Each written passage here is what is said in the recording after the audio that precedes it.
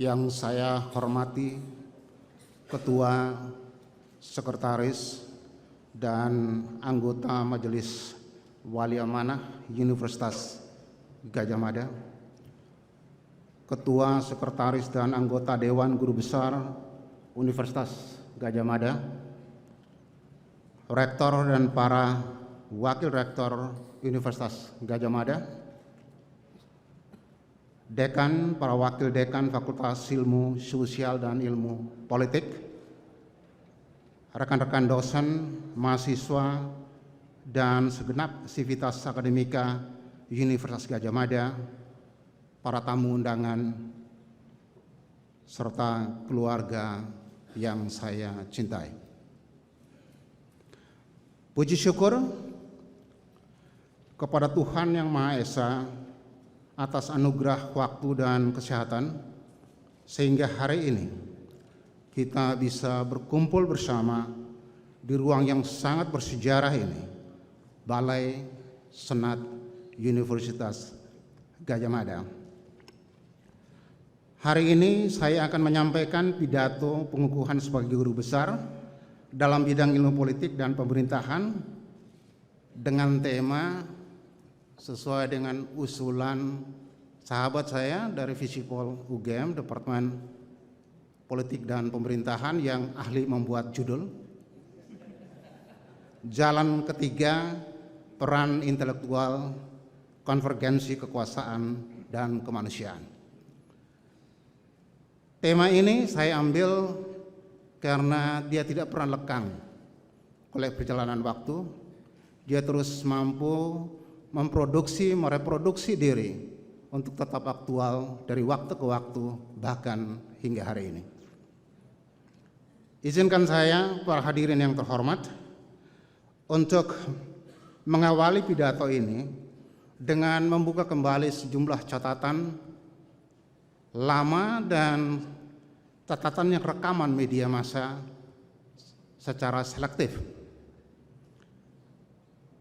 Ketika nama Universitas Gadjah Mada disebut baik dengan rasa takzim dan hormat atau sebaliknya. Hal ini saya maksudkan untuk mendemonstrasikan dilema yang melekat di dalam relasi antara kaum intelektual, kekuasaan, dan politik pengetahuan. Saya memulai dengan tim peneliti Pusat Kedokteran Tropis Fakultas Kedokteran, Kesehatan Masyarakat, dan Keperawatan yang dengan pendanaan Yayasan Tahijah berhasil mengembangkan nyamuk Aedes aegypti yang mengandung bakteria Wolbachia, satu-satunya penelitian guna mengendalikan penyakit endemik di Indonesia, yaitu demam berdarah dengue. Kepala Laboratorium Rekayasa Biomaterial Fakultas Kehutanan, Ragil Widyorini, menemukan inovasi pengolahan limbah serat kotoran gajah menjadi papan komposit sebagai alternatif papan komposit pabrikan yang aman dan ramah lingkungan. Inovasi ini sekaligus diarahkan guna kepentingan konservasi gajah. Fakultas Peternakan menyelenggarakan sekolah gratis bagi peternak dengan materi perkuliahan di sekitar sapi perah, sapi potong, unggas potong, unggas petelur, ramsum ternak berkualitas, penyembelihan halal, kambing dan domba, integrated farming, serta diversifikasi hijauan pakan. Saya sengaja memilih beberapa catatan yang sifatnya positif tersebut untuk menunjukkan kontribusi besar universitas ini terhadap perkembangan peradaban kita. Pada level individual, UGM telah melahirkan sederet intelektual besar seumpama Profesor Mubiarto dengan gagasan ekonomi Pancasilanya, Profesor Kunto Wijoyo, pionir pendekatan prophetic science, kombinasi antara ilmu pengetahuan dan agama, sebagai pandangan baru dalam melihat dan memahami perubahan sosial dan pembangunan di Indonesia. Kita juga mengenal Profesor Kusnadi Harjo Sumantri, pakar lingkungan terkemuka dan pionir gagasan yang hari ini kita kenal sebagai Kuliah Kerja Nyata atau KKN. Kita juga mengenal Profesor Sudarsono, pionir gagasan koperasi unit desa yang sekalipun sekarang megap-megap, tetapi ide dasarnya itu ditemukan dan dikembangkan oleh Universitas Gadjah Mada. Kita juga mengenal Profesor Masri Singarimbun, pakar antropologi sosial dan ahli kependudukan yang banyak meneliti mengenai keluarga berencana. Sahabat saya almarhum Dr. Zamsul Rizal Panggabean bahkan terlibat sangat jauh dalam usaha pembebasan sejumlah tawanan Indonesia di Filipina Selatan beberapa waktu yang lalu. Dari generasi awal, UGM memiliki Profesor Sarjito yang tidak hanya seorang intelektual, tetapi juga tokoh pergerakan Budi Utomo, pembuat biskuit yang mungkin tidak banyak paham, ramsum tentara di masa perang dikenal dengan biskuit Sarjito. Kita juga punya Profesor Nato Negoro, Bapak Pendidikan Filsafat Pancasila, Profesor Sartono Kartodito yang beberapa saat ke depan akan berusia 100 tahun, seorang begawan histografis yang mentransformasi penyusunan histografi baru pasca kemerdekaan dari visi Eropa sentrisme yang mendewakan peran Eropa dalam sejarah Indonesia ke Indonesia sentrisme yang sampai sekarang kita kenal. Hanya saja kisah-kisah ketika UGM dikenang dengan rasa hormat berjalan bersisian dengan pemberitaan yang bersifat negatif. Jumat 20 Maret 2015, puluhan petani dan perempuan dari Kabupaten Rembang dan Pati melakukan orasi di depan gedung pusat menuntut penyelamatan kelestarian Pegunungan Kendeng dan menolak kehadiran PT Semen Indonesia. Nama UGM juga muncul dalam pusat kontroversial di sejumlah kasus. Sengketa petani desa Pagilaran, Bismo, Kalisari, Keteleng, dan Gondang di Kecamatan Belado, Batang dengan perkebunan teh PT Pagilaran. Penolakan konversasi lahan pertanian menjadi lokasi penambangan pasir besi di pesisir Kulon Progo, dan penolakan atas reklamasi Pantai Utara, Jakarta. Rangkaian peristiwa yang terbagi ke dalam dua bilahan besar di atas tidak saja menggambarkan wajah kontroversial, pilihan-pilihan sikap kaum intelektual dalam memproyeksikan disiplin ilmu yang dikaji ke dalam kehidupan kemasyarakatan yang konkret, tetapi sekaligus menggambarkan kompleksitas dan sifat interlocking di antara kekuasaan, intelektual, dan ilmu pengetahuan yang tidak mudah untuk diurai. Hadirin yang saya hormati, rangkaian kasus di atas sekaligus merepresentasikan sifat binar pemahaman umum mengenai posisi intelektual dan ilmu pengetahuan berkaitan dengan kekuasaan dan implikasinya pada pilihan jalan intelektual ke kekuasaan.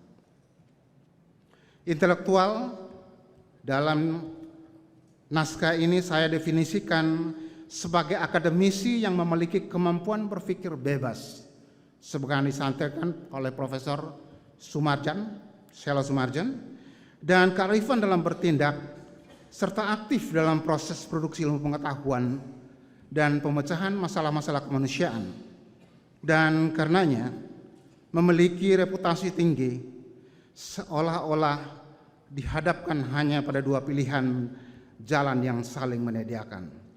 Pertama, mendekat dan menjadi bagian dari kekuasaan, atau sebaliknya menjauhi dan bahkan memusuhi kekuasaan. Tidak tersedia jalan lain bagi intelektual dan kekuasaan untuk bisa saling berdampingan.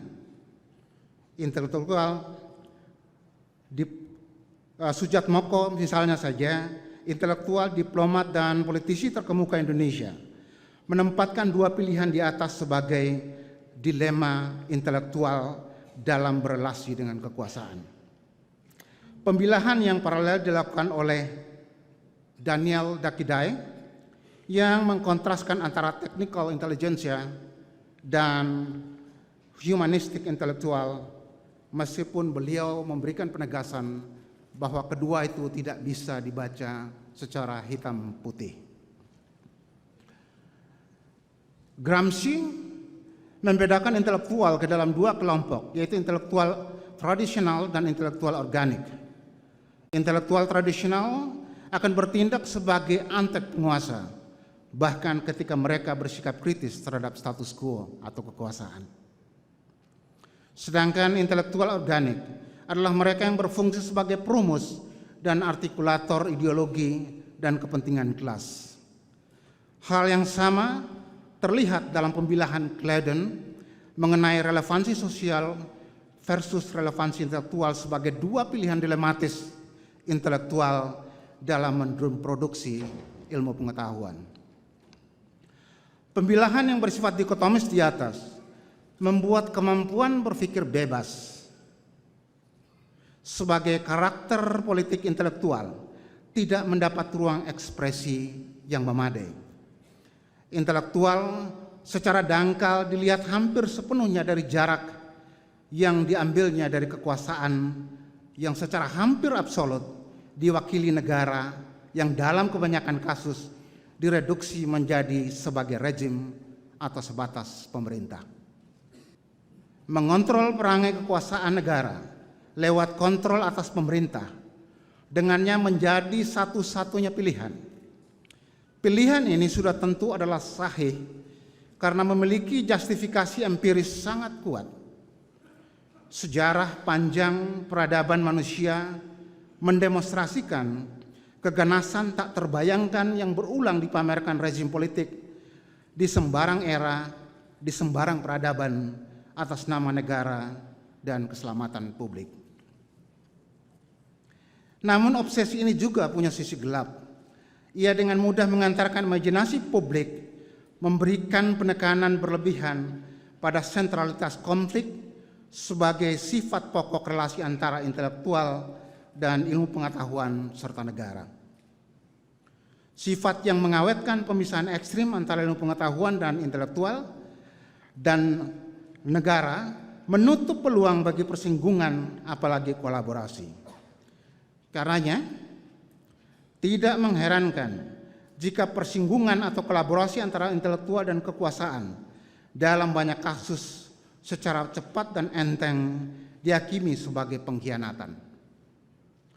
Pada saat bersamaan, obsesi ini membuat sebagian intelektual kehilangan kepekaan untuk menangkap argumen sekaligus peringatan dari Russell puluhan tahun yang lalu bahwa kekuasaan yang merupakan konsep fundamental dalam ilmu sosial sebagaimana energi menjadi fundamental di dalam fisika memiliki raut beragam.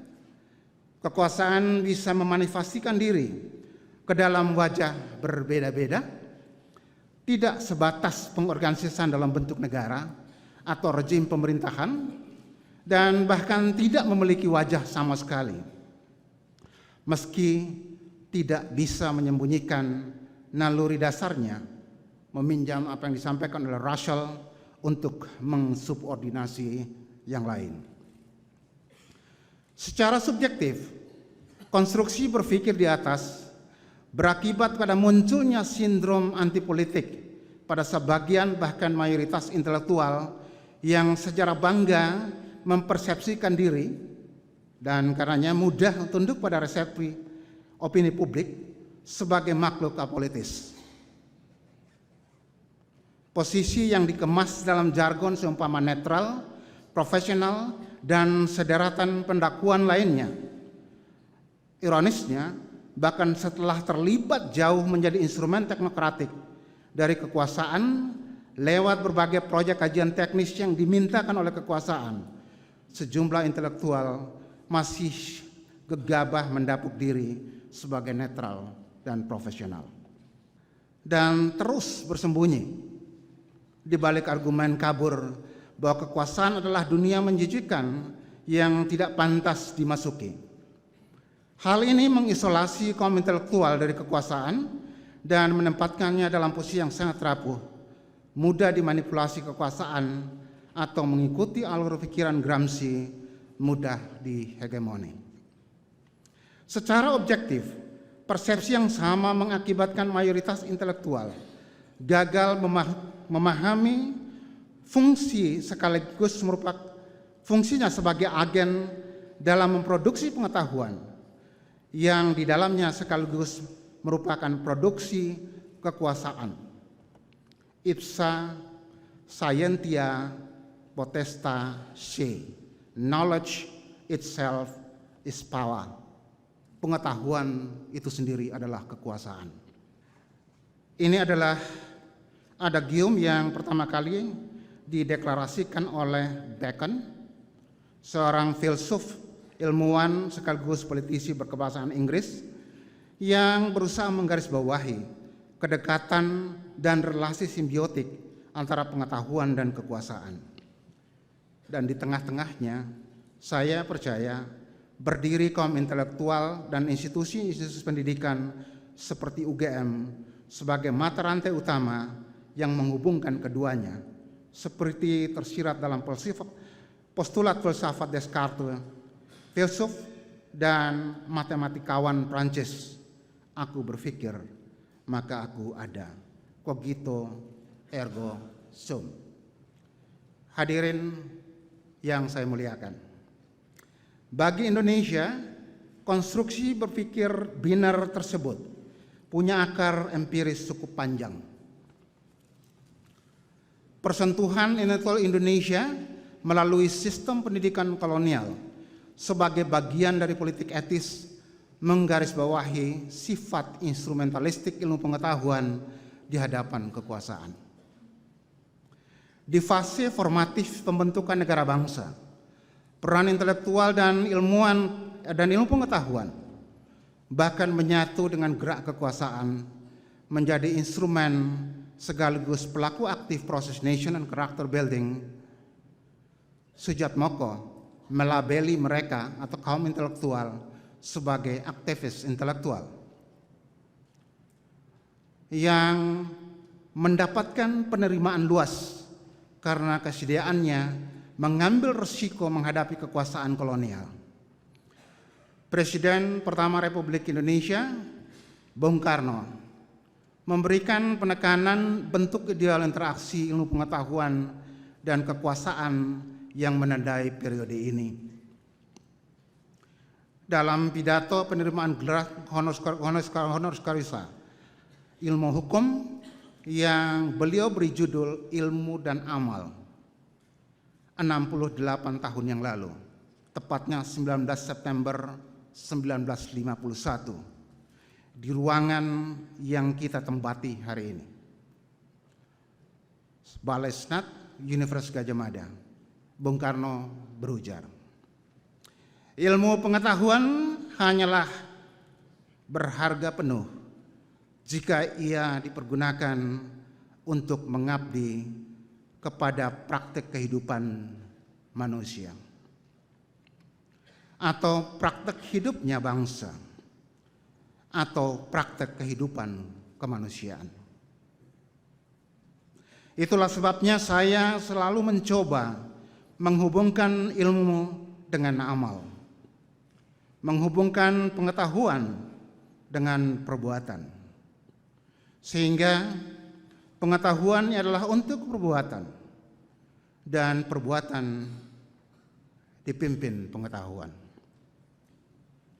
Bahwa pengetahuan, bahwa ilmu, bahwa kenis, bahwa wetenschap, bahwa teori adalah tiada guna, tiada wujud, dulus, jika tidak dipergunakan untuk mengabdi kepada prakteknya hidup.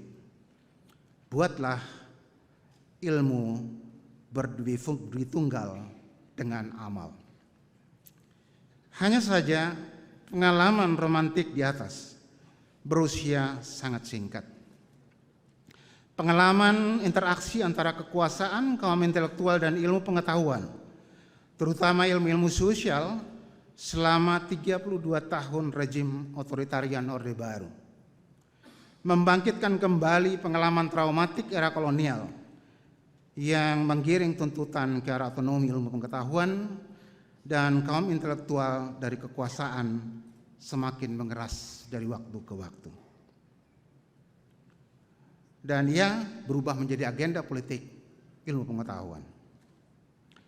Rekayasa dan pengendalian ilmu pengetahuan guna bisa berfungsi sebagai alat pembenaran pelaksanaan kekuasaan negara, mengantarkan Fedi Hadis dan Daniel Dakidai pada kesimpulan bahwa tantangan pengembangan ilmu sosial pasca Orde Baru tidak sebatas pada persoalan melipat gandakan jumlah akademisi, tetapi justru pada penciptaan lingkungan politik, ekonomi, dan sosial yang memberikan otonomi bagi riset-riset ilmu sosial. Ini sebanding dengan argumen Foucault dan Deleuze yang menekankan pentingnya mengubah rejim produksi kebenaran yang sifatnya politis, ekonomi, dan institusional sebagai tantangan pokok politik ilmu pengetahuan. Dengannya, otonomi yang dibayangkan bukan saja bermakna terbebas dari belenggu dominan kekuasaan negara dan perangkat-perangkat institusional yang bekerja dalam masyarakat, tetapi sekaligus dari tirani pasar. Poin kedua menjadi krusial dalam perkembangan Indonesia kontemporer seiring dengan semakin meluasnya penggunaan secara manipulatif argumen-argumen ilmu pengetahuan sebagai instrumen untuk mengkonsolidasi identitas, suku, dan agama. Akibatnya, ilmu pengetahuan dan intelektual gagal berfungsi sebagai fasilitas dialog yang menjembatani perbedaan antar identitas guna menemukan basis dan nilai yang merupakan alasan fundamental hadirnya kekuasaan dan ilmu pengetahuan, yaitu kemanusiaan. Sebaliknya, ilmu pengetahuan dan intelektual justru semakin mengokohkan pemilihan menurut garis-garis identitas. Akibat lebih lanjut, secara politik, intelektual dengan segala pengetahuannya gagal menghasilkan voice kecuali kebisingan yang semakin diperburuk oleh kealpaan saling mendengar sebagai fondasi sebuah masyarakat yang baik. Intelektual dan pengetahuan yang dimilikinya menghasilkan suara berupa kata-kata dan jargon yang dangkal, gagal menjadi derajat keadaban yang dapat diletakkan dalam satu dialektika berbasis ilmu pengetahuan. Kata-kata yang diproduksi semakin memperuncing pembilahan berbasis identitas ini dan mengalami konsolidasi secara masif dan cepat dengan fasilitas teknologi sebagaimana didemonstrasikan melalui media sosial akhir-akhir ini. Kecenderungan ini membuat ilmu sosial dan ilmu politik bukan saja semakin menjauhi fungsi kemanusiaannya guna membebaskan masyarakat dari penjara praduga identitas, suku, agama, dan gender yang membelenggu banyak masyarakat pada fase kegelapan sejumlah peradaban di masa lalu, akan tetapi juga mengkonsolidasi dan menjustifikasi kemunculan post-truth sebagai corak baru masyarakat Indonesia. Sementara poin terakhir, yakni tirani pasar, bahkan menjadi tantangan global yang sedang dihadapkan pada proses komersialisasi ilmu pengetahuan dan institusi yang memproduksi ilmu pengetahuan yang sedang berlangsung sedahsyat-dahsyatnya. Sebuah persoalan komersialisasi pendidikan yang menjadi tema percakapan sosial yang semakin membesar dari waktu ke waktu.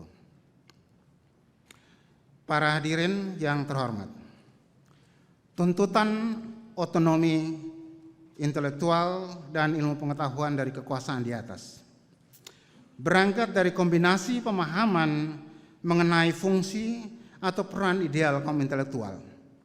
Dilema-dilema yang dihadapi berikut bagaimana ilmu pengetahuan didefinisikan dan diperlakukan oleh kekuasaan, termasuk oleh institusi sosial dan pasar. Pemahaman yang bisa dilacak dari aneka kajian yang memusatkan perhatian pada intelektual sebagai aktor dan pemahaman yang memusatkan perhatian pada politik ilmu pengetahuan. Hadis dan Dakidai.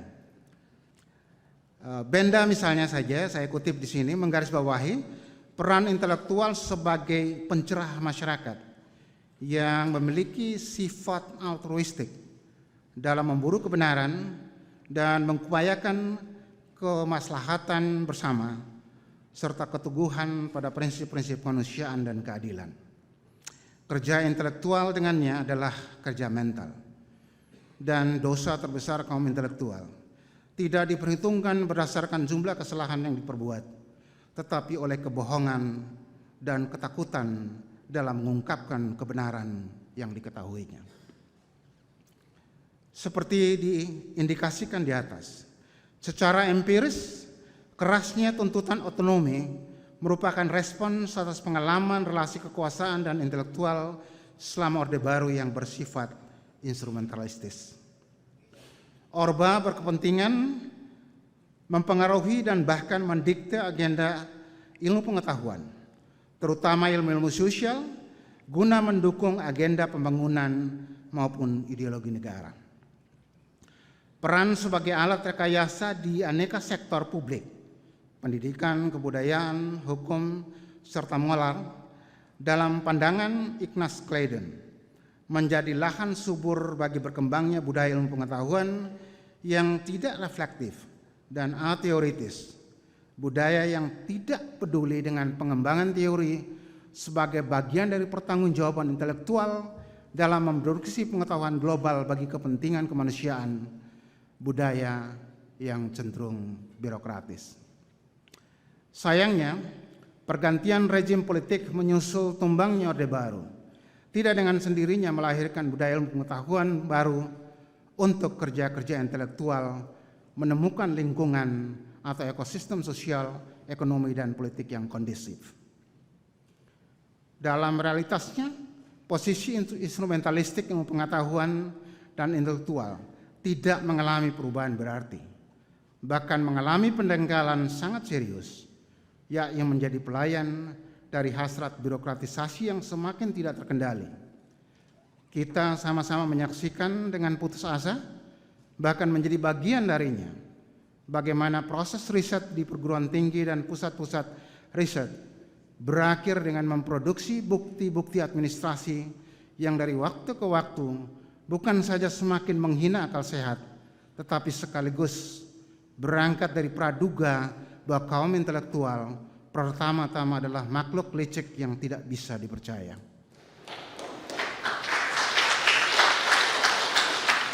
Dan ini menihilkan kejujuran sebagai fondasi etik paling utama yang menandasi setiap kerja intelektual. Kita juga menyaksikan bagaimana kaum intelektual justru menghabiskan lebih banyak waktu dan energi guna melayani kekauan rezim administrasi ketimbang melakukan penelitian dalam kerangka produksi ilmu pengetahuan dan pemecahan masalah kemanusiaan. Di tengah-tengah proses birokratisasi yang sangat melelahkan, ajaibnya, volume keterlibatan kaum intelektual Indonesia di dalam memproduksi ilmu pengetahuan secara global semakin membesar akhir-akhir ini. Meskipun demikian, posisi tradisional kaum intelektual Indonesia, terutama ilmuwan sosial, tetap tunduk pada logika klasik pembagian kerja global, yakni menjadi konsumen dan sekaligus berfungsi, terutama sebagai penyedia scientific evidence, sebagai bahan mentah dalam proses produksi ilmu pengetahuan yang tetap dihegemoni oleh pusat-pusat produksi ilmu pengetahuan di negara-negara maju. Hadirin yang saya muliakan, saya harus menggarisbawahi bahwa fenomena birokratisasi bukanlah monopoli dunia ilmu pengetahuan Indonesia. Ia menjadi tantangan di banyak negara, sebagaimana misalnya digambarkan oleh Evans dalam bukunya Killing Thinking: The Death of the Universities. Melalui pengalaman Inggris ketika birokratisasi menjadi monster yang membunuh daya kreativitas intelektual. Dan menurut saya, justru karena wataknya yang semakin mengglobal, persoalan ini harus menjadi kepedulian kita bersama. Pengabaian terhadapnya bukan saja dapat membuat ilmu pengetahuan rawan terhadap manipulasi dan dengan mudah dijadikan alat pembenar dari tindakan represi dan aneka penyimpangan kekuasaan lainnya, tetapi sekaligus dan terutama bisa menjadi pembunuh kreativitas sebagai energi pokok bagi pembangunan peradaban dan kemanusiaan jangka panjang. Terbunuhnya kreativitas kaum intelektual perlu mendapatkan perhatian, khususnya di kalangan ilmu sosial, ilmu politik, ilmu pemerintahan. Saya melihat ada perkembangan yang bersifat paradoksal. Di satu sisi kita menyaksikan secara kuantitas tingkat kepadatan intelektual yang menggeluti ilmu-ilmu sosial, terutama ilmu politik dan pemerintahan, semakin tinggi. Di mana-mana kita bertemu dengan ahli politik, ahli pemerintahan. Label intelektual sering dihadapkan dengan berbagai penyebutan. Sering disebut sebagai ahli, sering disebut sebagai pengamat, sering juga disebut dengan berbagai aneka label lainnya yang menjustifikasi bahwa mereka adalah representasi kaum intelektual. Dan dari waktu ke waktu, pelabelan ini semakin mudah disematkan pada seseorang. Bahkan orang yang tidak pernah mengambil pengantar ilmu politik pun itu bisa dengan mudah dilabelkan sebagai ahli ilmu politik.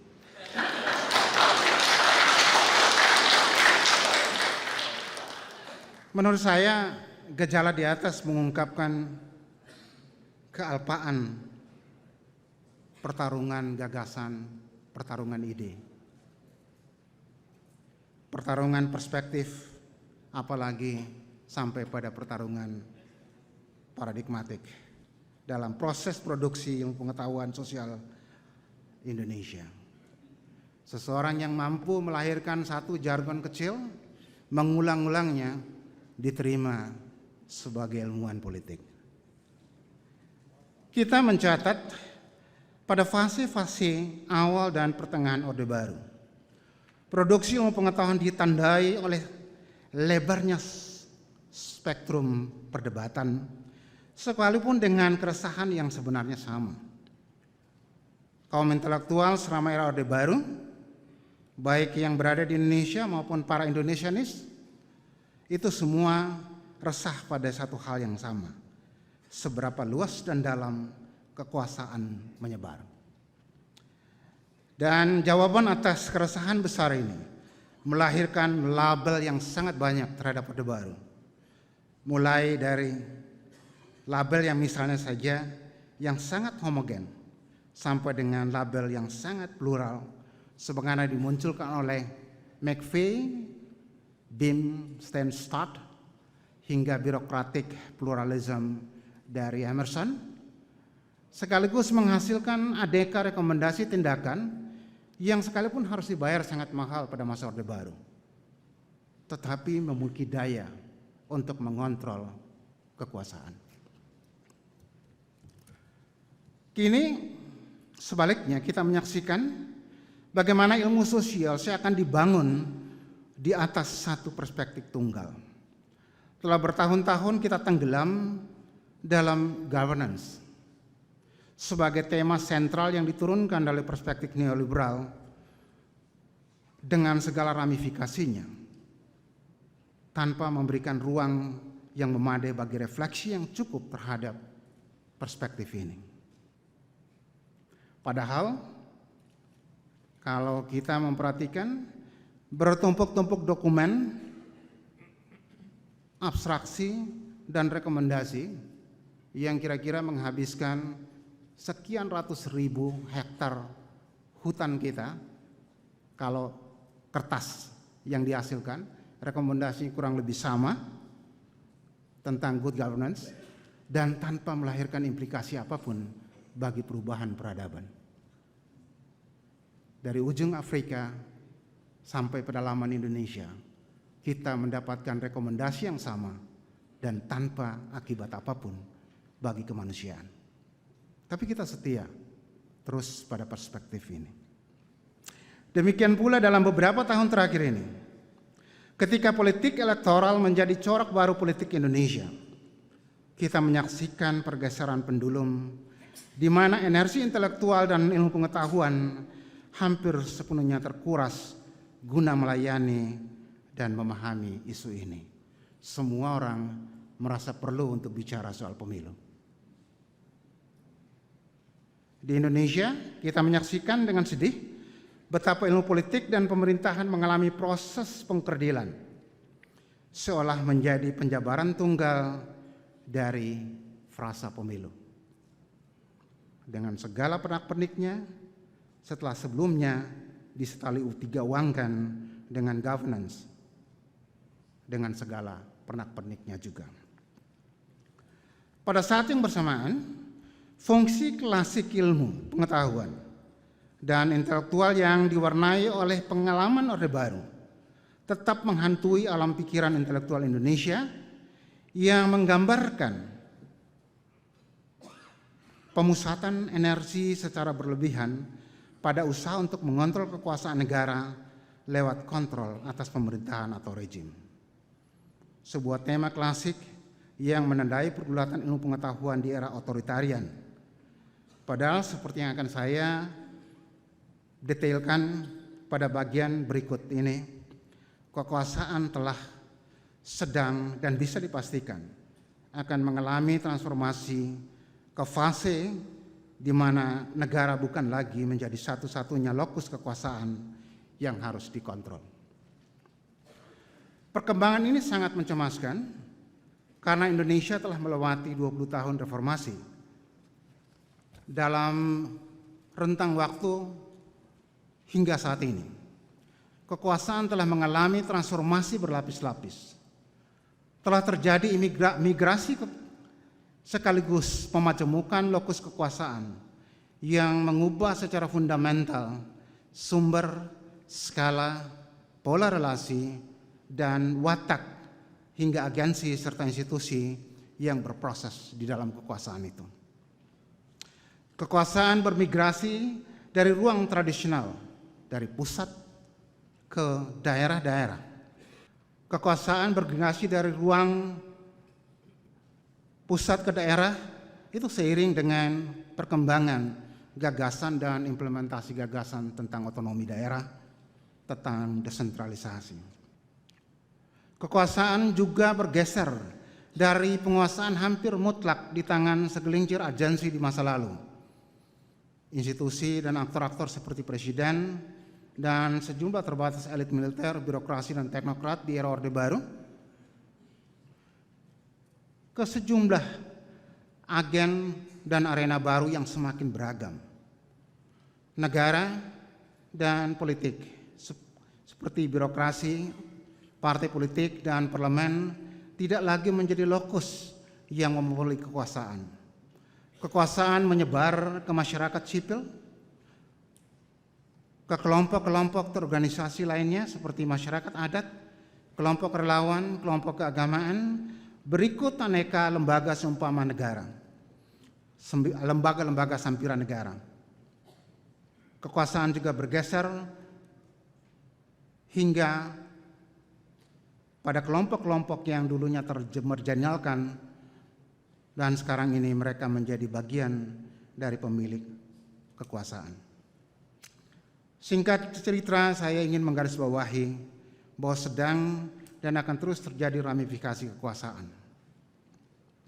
Lebih jauh, perkembangan teknologi informasi tampaknya akan menggiring transformasi kekuasaan memasuki tingkatan masa baru yang tidak terbayangkan sebelumnya. Fase ketika kekuasaan itu menjadi nirrupa, nirbentuk, menjadi amorf dan cair. Kita telah menyaksikan cukup banyak kasus sebagai prolog ke arah transformasi kekuasaan ini. Sebuah video testimonial pendek yang menjadi viral bisa menjadi agenda setter dan sekaligus instrumen mobilisasi politik maha dahsyat yang merombak secara mendasar baik landscape maupun konfigurasi kekuasaan. Beberapa waktu yang lalu, kisah Agni di Universitas Gadjah Mada cukup mengguncang kita semua, dan itu merupakan salah satu ekspresi dari perubahan atau transformasi bentuk kekuasaan yang kita belum mampu untuk mengantisipasinya. Sayangnya transformasi ini tidak diikuti kesiapan dan kapasitas ilmu politik dan pemerintahan berikut intelektualnya untuk merespon secara memadai, apalagi menemukan jalan keluar dari dilema-dilema yang dihasilkan proses ini. Ketiganya saya akan menjadi true believer dari cara berpikir tradisional mengenai negara sebagai sesuatu yang omnipotent, dan karenanya menjadi satu-satunya representasi kekuasaan yang harus dipelototi. Rangkaian fenomena di atas mengantarkan saya pada kesimpulan awal bahwa ilmu politik dan pemerintahan kini sedang membeku di satu titik waktu dengan Orde Baru sebagai referensi utamanya. Ilmu politik dan pemerintahan mengalami stagnasi dan secara pasti mulai tunduk pada hukum spiral involusi, sebuah terminologi yang diperkenalkan oleh seorang antropolog, Clifford Goetz, untuk memahami perkembangan dari dunia pertanian di Jawa dan Bali. Dan akibatnya, ilmu politik dan pemerintahan semakin kehilangan kredibilitasnya serta kapasitas objektif untuk bisa menuntun ilmu-ilmu yang secara disiplin betul-betul steril dari kemasyarakatan, tetapi memiliki dampak yang luas dan permanen ketika diproyeksikan ke dalam masyarakat. Hadirin yang saya muliakan, di samping refleksi seperti digambarkan secara cukup panjang di atas, pidato pengukuhan ini berusaha untuk menemukan jalan ketiga di antara dua oposisi benar di atas, seperti indikasikan pada bagian-bagian sebelumnya.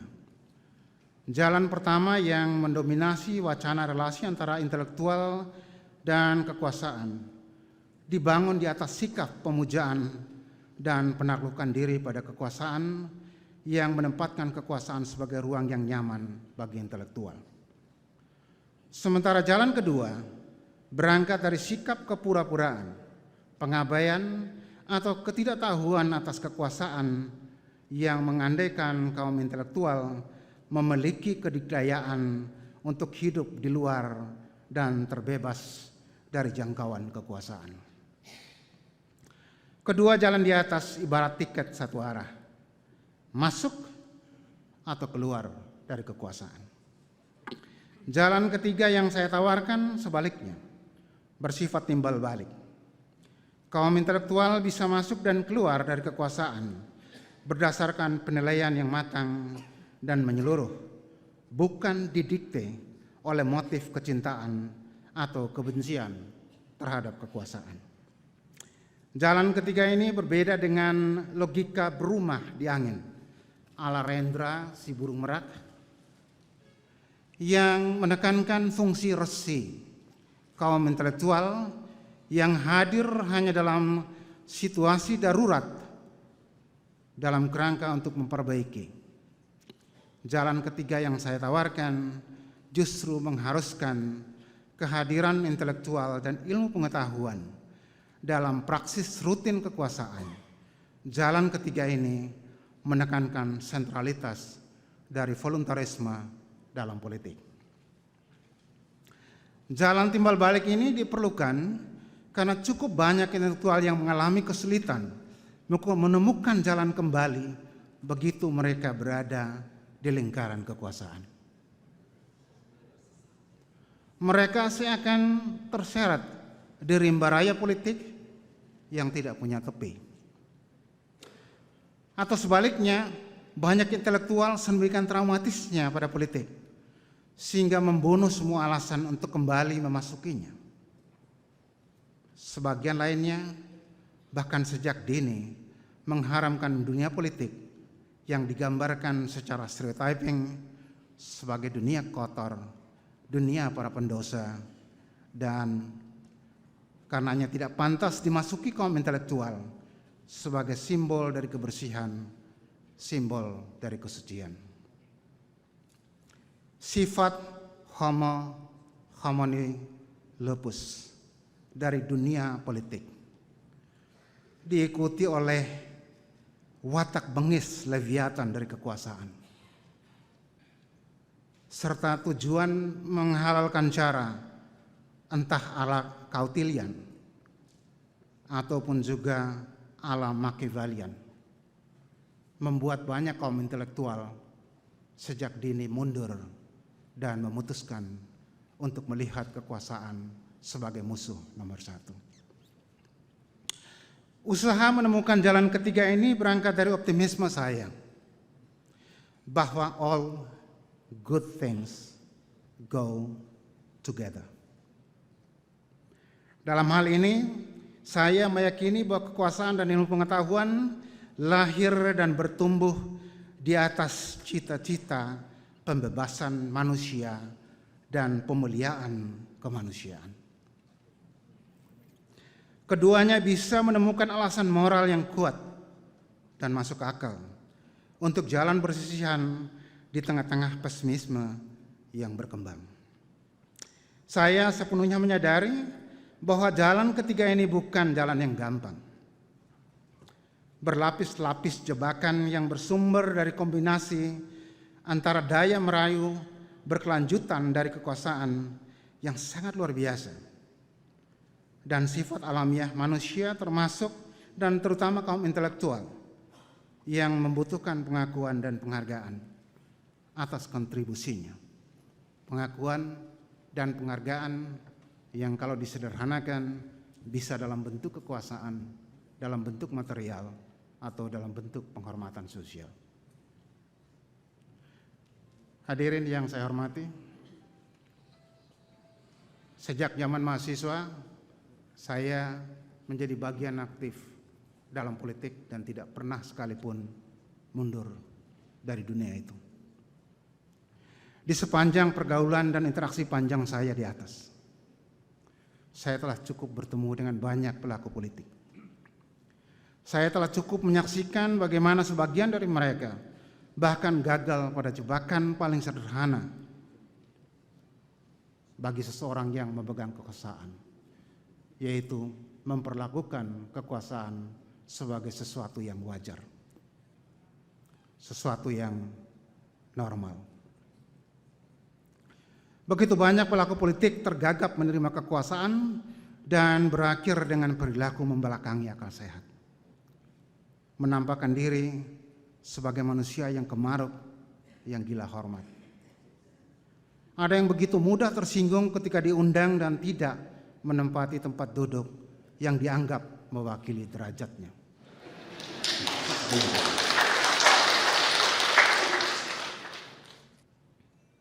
Ada yang kebingungan mengatur penampilan. Ada teman yang membutuhkan ke salon setiap saat akan rapat dengan seorang menteri karena mengira bahwa menterinya memperhatikan dia secara khusus.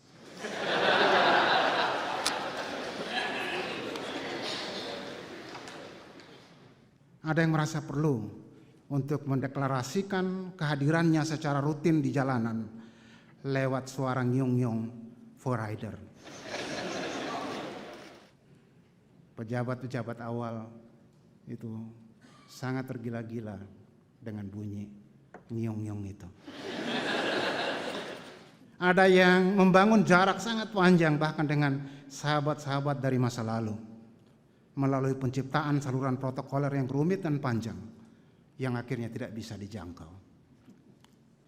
Ada yang merasa perlu untuk mendemonstrasikan kepemilikan kekuasaannya dengan kawin lagi atau memiliki peliharaan. Dan kalau saya harus menderetkan, masih panjangnya minta ampun. Sejumlah pelaku politik mampu melewati fase ini. Saya bertemu dengan sahabat-sahabat saya yang lewat dan bisa dengan enteng menerima kekuasaan sebagai sesuatu yang normal. Tetapi mereka-mereka yang sudah melewati ini dihadapkan pada tantangan baru, yaitu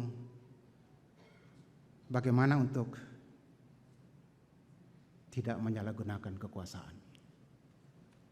Saya menyaksikan penyalahgunaan kekuasaan yang membuat imparsialitas sebagai properti khas dari institusi dan jabatan publik itu kehilangan jejaknya pada sejumlah pelaku politik. Dia bertukar wajah menjadi institusi dan jabatan partisan, bahkan tidak jarang merosot menjadi properti keluarga atau individu pemegang kekuasaan. Kita menyaksikan itu di berbagai tempat di Indonesia. Dan hal ini saya akan membangkitkan kembali klaim yang begitu luas dikritik. L'État c'est moi. Negara adalah aku. Sebenarnya sebuah statement yang sampai hari ini tidak ada bukti empirik yang bisa kita temukan dokumennya yang menjustifikasi bahwa ini adalah ucapan Louis XIV. Tetapi itu secara umum diterima sebagai ungkapan dari Louis XIV. Sialnya, bertumpuk alasan yang bisa membenarkan godaan ke arah penyalahgunaan kekuasaan. Mulai dari yang bersifat sangat askriptif sampai dengan yang bersifat kemanusiaan. Banyak pelaku politik yang telah mampu untuk melewati fase ini juga. Tetapi tantangan ketiga adalah membuat kekuasaan itu menjadi bermanfaat bagi banyak orang. Di sini saya menyaksikan banyak politisi kita tergagap karena alasan yang sangat sederhana. Satu, mereka tidak memiliki tingkat kematangan ideologi. Dan yang kedua, mereka tidak memiliki keahlian teknokratik yang diperlukan untuk mengelola kekuasaan. Pada titik seperti inilah, kaum intelektual sebenarnya bisa terlibat untuk memberikan sumbangan secara fundamental bagi mereka-mereka yang berada di kekuasaan. Setelah melewati fase ini, masih ada tantangan yang tidak mudah. Menemukan jalan turun dari kekuasaan secara terhormat. Saya sudah menemukan betapa sulitnya orang menemukan jalan kembali dengan dignity. Dan tidak jarang berakhir dengan paksaan. Karena itu saudara-saudara, para tamu undangan yang saya hormati, bagi intelektual yang ingin memasuki atau keluar dari dunia politik, mereka dituntut senantiasa sadar dan waspada akan bahaya yang melekat dalam kekuasaan. Kaum intelektual harus waspada bahwa hukum sederhana, power change people, itu adalah hukum universal yang berlaku bagi siapapun juga. Mereka juga harus bisa memahami bahwa the exercise of power tidak melulu merupakan hal yang buruk. Seorang intelektual juga harus menyadari bahwa setiap keterlibatannya mempunyai sesuatu yang bersifat politis, yang secara indikatif pernah disampaikan oleh Sujatmoko.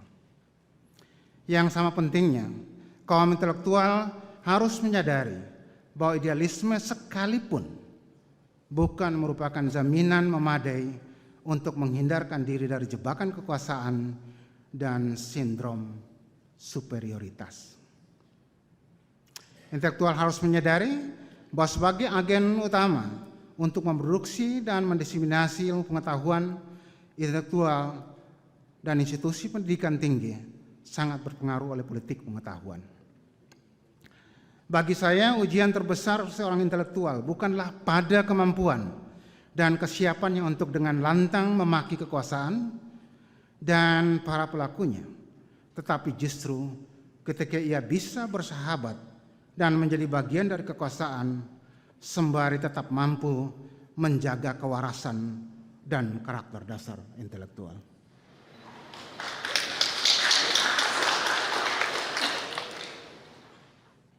Yaitu berpikir bebas dan bertindak bijak bagi kepentingan kemanusiaan. Hal terakhir ini perlu saya garis bawahi karena saya menyaksikan cukup banyak intelektual yang terjangkiti sindrom superioritas, yang secara keliru mengira dirinya unggul secara intelektual dan moral di hadapan kekuasaan. Sindrom yang mengantarkan mereka pada sikap jumawa yang memosisikan pelaku politik sebatas sebagai robot pelaksana atau corong baginya. Saya sudah cukup sering menyaksikan betapa intelektual berubah menjadi musuh paling gigih dari kekuasaan yang pernah didukungnya karena alasan sangat sederhana. Pemikiran atau usulannya tidak diakomodasi.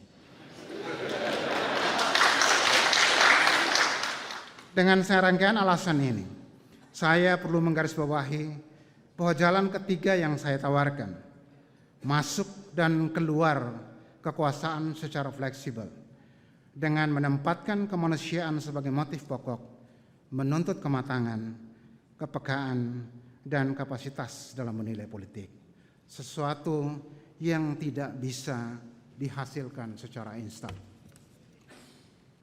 Mengakhiri pidato ini, izinkan saya menggarisbawahi keyakinan saya bahwa tujuan-tujuan mulia yang melekat dalam kelahiran dan menjadi fondasi dari ilmu pengetahuan dan tujuan yang melekat di dalam filsafat kekuasaan bertumpu pada kehendak yang sama, cita-cita pembebasan manusia dan pemuliaan kemanusiaan. Kesamaan kehendak inilah yang menjadi titik konvergensi di antara keduanya. Dengannya, sekalipun tampak hidup dalam dunia yang terpisah, pada dasarnya keduanya saling menghidupi. Intelektual pasti hidup dalam kekuasaan dan kekuasaan membutuhkan ilmu pengetahuan. Hadirin yang saya muliakan, gelar guru besar yang hari ini secara resmi saya sandang melewati proses yang sangat panjang, melibatkan begitu banyak individu, melibatkan begitu banyak lembaga komunitas. Saya tidak akan membaca satu persatu ucapan terima kasih saya, tapi saya ingin mengatakan bahwa karena dibatasi hanya boleh 25 halaman, saya harus membuang 9 halaman ucapan terima kasih. Karena itu kemungkinan besar banyak sekali sahabat saya, orang-orang yang begitu penting dalam perjalanan karier politik saya, karier akademik saya, itu tidak tersebutkan. Saya mohon maaf yang sebesar-besarnya. Tetapi secara spesifik, saya harus menyampaikan terima kasih pada keluarga saya, pada almarhum ayah saya, almarhum ibunda saya. Mereka lah yang memungkinkan saya sampai fase ini. Pada saudara-saudara saya, pada ipar-ipar saya, pada Oma, Tel, orang tua saya berhutang sangat luar biasa. Dan sudah tentu Arki, Arsya, dan Jin.